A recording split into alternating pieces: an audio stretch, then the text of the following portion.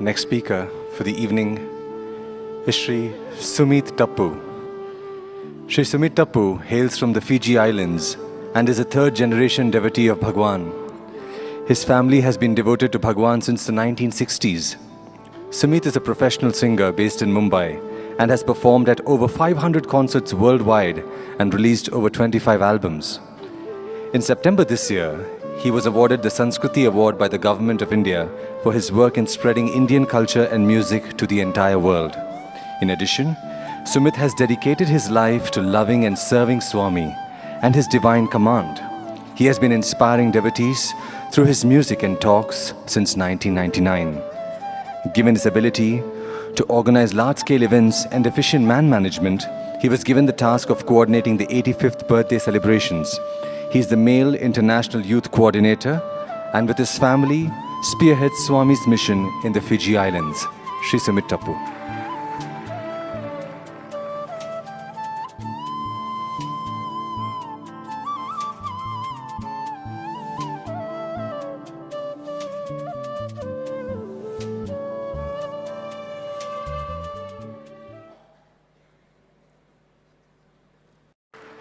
With love, humility, and reverence,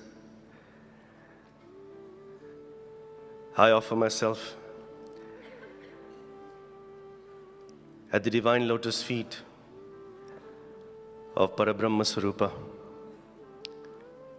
Shiva Shakti Swarupa, Satyanarayan Swarupa, Bhagwan Sri Sathya Sai Baba. Respected elders, revered guests, delegates, students, youth of the world, a loving Sai Ram to all of you. I also offer my pranams to my parents who are seated today in the auditorium.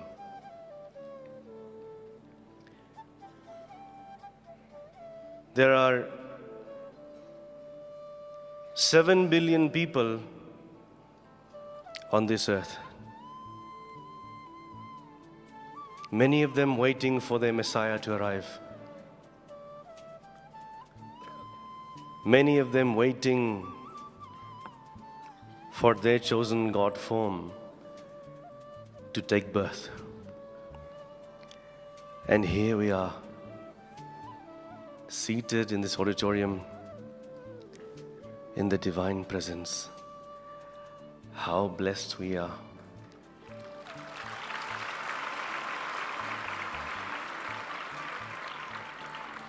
How fortunate we are that we have been, all of us, handpicked by Swami himself.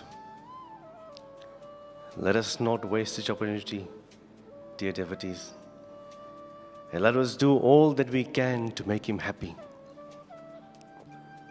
Many people think that Swami made this decision to carry out his mission in this form a few years back. No. This has all been a part of his divine plan for thousands of years. This is a part of his mission. This is not something which is just conjured up after Mahasamadhi. This, dear devotees, was part of his script. As I bowed down to Swami, Swami said, share your experiences about Muddenahalli. 17.5 years ago, dear devotees, I had a dream in 1999. In this dream, I was inside his interview room in Prashanti Nilayam, and the word spoken by Bhagavan was this. He said, the last years of my mission, I will carry out from a different ashram. From this ashram, I will usher in the golden age. And just like a movie script, Swami held my hand and we flew a few thousand feet above earth like Superman, flew across to an area completely built up. And Swami said to me, "This is where I will be in the final years of my mission." Then he proceeded to show me each and every part of this ashram. First, he showed me a building with a large clock tower. He said, "This will be my residence." Then he came to an auditorium with a dome shape, small dome on the outside. "This is where I'll give darshan." He proceeded to show me the entire ashram. And he said, "This is approximately 100 kilometers from Puttaparthi." Dear devotees, when I came here last year, I realized last year, 16 and a half years back, Swami had showed me Muddenahalli.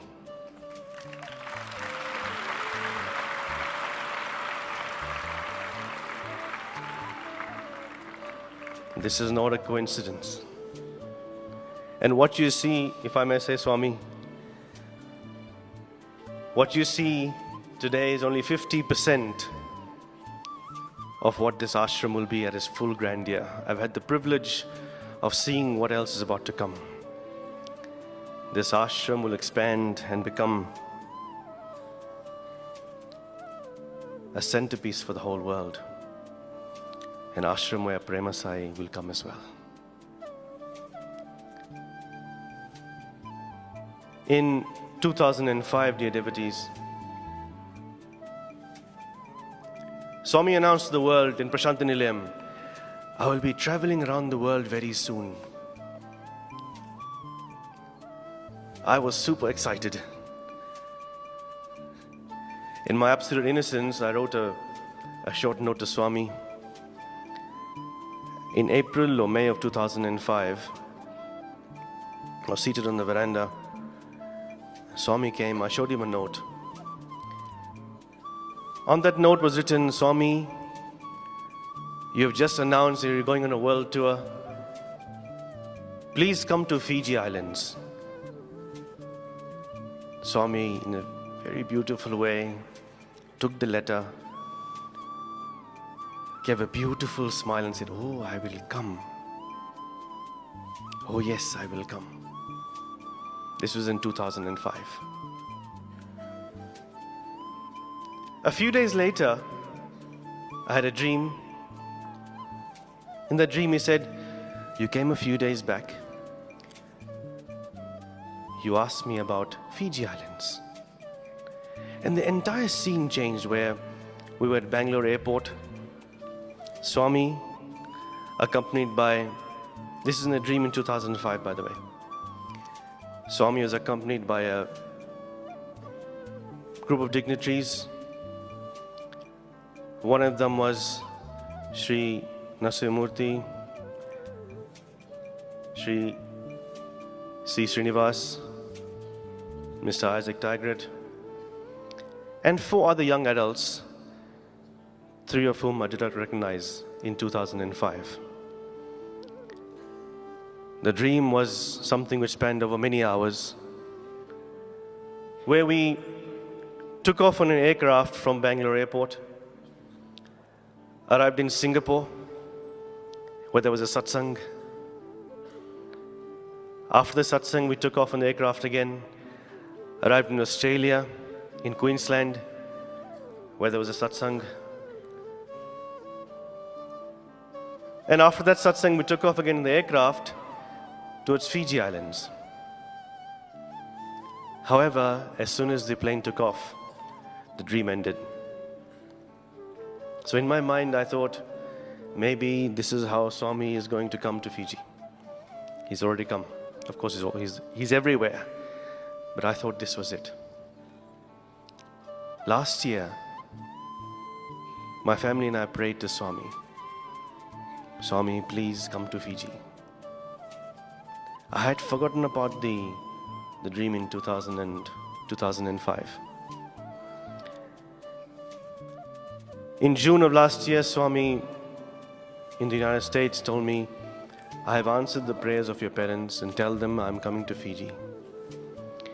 Do you remember the dream? That was a dream 11 years ago. This is now reality.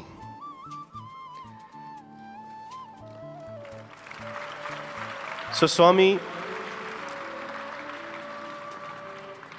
came to Fiji, and just as I had seen in my dream in 2005, Swami is accompanied by Sri Narasimhamurthy, Sri Srinivas, Mr. Isaac Tigert, Brother Kumar, and the three other young adults who I did not know then, but I'd seen 11 years ago, was Brother Madhusudan, Brother Manjekar, and Sister Bhuvana. This all happened in 2005 in a dream, and in reality last year. When Swami arrived in Fiji, he gave our family much love, much ananda, and then went straight to business. He said, there are many children in Fiji who require heart surgeries. We must help these children. Dear devotees, I had no idea what Swami is talking about. I'm not a doctor, I'm not from medical profession, my wife is, but we did not know what the Lord knew. And throughout the 4-day trip, Swami kept saying, we must help these children. There are many pediatric, cardiac problems in Fiji. We must help these children. After Swami's departure, dear devotees, when we met the Prime Minister, the Minister of Health, she said, there are 200 children in Fiji born every year with congenital heart disease. And then she stopped. I said, well, what happens to these children? She said, many of them die because there are no services available to treat these children. I had tears in my eyes, dear devotees, because I realized what Swami was talking about. And Swami, out of his infinite grace, his infinite compassion, he sent his team from the Raipur hospital, his team of brilliant doctors. They operated and they gave a gift of life to 25 children, absolutely free of charge, saving families $1.3 million. This is Swami's love. And these surgeries will continue. When he was in Fiji as well, Swami said a foundation needs to be formed where Swami's work needs to carry out. So we proceeded, my father and the trustees and the committee proceeded towards registering the foundation. What takes 3 to 6 months was registered in 3 weeks and inaugurated by the acting Prime Minister of Fiji, Honorable Ayasayat Qayyum. Swami named the foundation Sai Prema Foundation, and all of Swami's works happened through this foundation in Fiji. When Swami came to Fiji last year as well, he said, there are many people in the rural villages of Fiji who do not have access to healthcare, quality healthcare. We must help them. Swami this year has given the rural villages of Fiji a gift, a mobile hospital which will go to these villages, provide free health care, as well as human values education to all those in these villages. Then Swami said, there was a satsang in Pacific Harbour, which is a 1-hour drive from the main city. We actually never knew why Swami had organized the satsang in such a far-off location. But we proceeded to organize it. And it was my plan, in my mind, this is next to a beach, so I said I will take Swami when Swami comes off the vehicle to the car, to the beach, from the car to the beach. However, we could not do that. It was raining. Swami proceeded straight inside the makeshift tent. And after the satsang, I had the opportunity to drive Swami back to the residence. I said, Swami, I'm so sorry that I could not take you to the beach and ocean. And Swami said to me, why do you want to show me my creation? I have not come here to see what I have created, but I have come here to this place to bless this land, to make it sacred, because there will be an ashram, a center for love and peace, which will be here in this Pacific Harbour region. That is why I have come. As we proceeded from that area towards city, in the dark night of the hour, Swami asked for the vehicle to be slowed down, and he said, the land is here. I have selected this long back. We will do Bhumi Puja, this is in 2015. We'll do Bhumi Puja on this land in a year's time. And exactly 1 year later, in September of this year, Swami came, did the Bhumi Puja for the ashram land. If I start to explain about how ashram land was found, I might take too long, Swami. But the Bhumi Puja was done by Swami, and the construction phase of the ashram, which Swami titled Sai Prema Ashram, will begin in 2017. Swami also talked about feeding families and children who do not have access to food on a daily basis. So Swami began the Sai Annapurna project in Fiji as well, early this year. And today, dear devotees, Swami has asked me to make an announcement that on the occasion of his 95th birthday, he will inaugurate the Sri Sathya Sai Sanjeevani Hospital in Fiji Islands. This will be a pediatric cardiac hospital treating the children of Fiji absolutely free of charge. This is only possible by God. Youth who are here today, students, Swami in his discourse 2 days back talked about faith. We all have faith, but we have fear as well. Let us become his ideals. Let us become his ideal devotees where we have perfect faith and no fear. He has given us such incredible examples in front of us. Look at the faith minus fear that Brother Madhu has. Look at the faith that our dear Uncle Nasamurti has, spreading the education mission of Swami without any fear whatsoever. Going on Swami's command, opening school and university, school after school, campus after campus all over Karnataka, and I've been told over India as well. Look at the faith of Uncle Sri Srinivas. The faith these people have is incredible. Absolutely no fear. These are inspirational figures for us which we look up to and must emulate. I'm also always inspired by the devotees of Singapore who are on the command and call of Swami, are able to drop everything and do everything for Swami. And this is how we must become.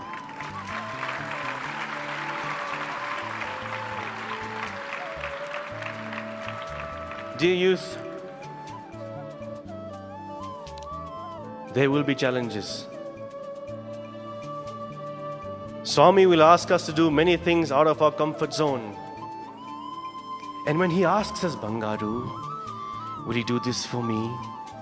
Don't say, yes, Swami, but there are challenges. No. The time now is for us to say, yes, we will. If Swami asks us, Bangaru, will you do this project? Will you serve my children in your country? Say, yes, we will. What are we going to say? That's not loud enough, dear devotees. What are we going to say to Swami? Yes. The time has come, dear devotees. We are so fortunate, so blessed to be in His divine presence, guided, directed by Him. It is time to make Him happy every single moment of our lives. And Swami, I pray to you, give us more bhakti so we can love you more. Give us more shakti so we can serve you more, Swami. And dear devotees, if we dedicate ourselves to loving Him and serving Him, He will take us across. He will take us across the ocean of samsara to the shores of Vaikuntha, where we will rest in the lap of divinity for eternity. Let us become His ideals. Jai Sai Ram.